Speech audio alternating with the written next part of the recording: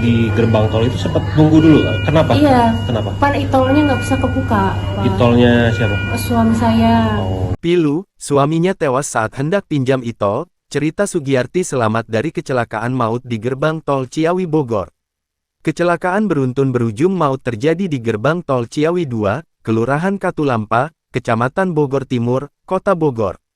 Total 19 orang menjadi korban dalam peristiwa ini yang terdiri dari 11 mengalami luka dan 8 orang meninggal dunia.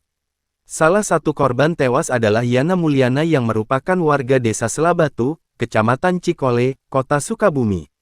Istri korban yang selamat dalam insiden ini, Sugiyarti mengungkapkan detik-detik paling mencekam dalam hidupnya.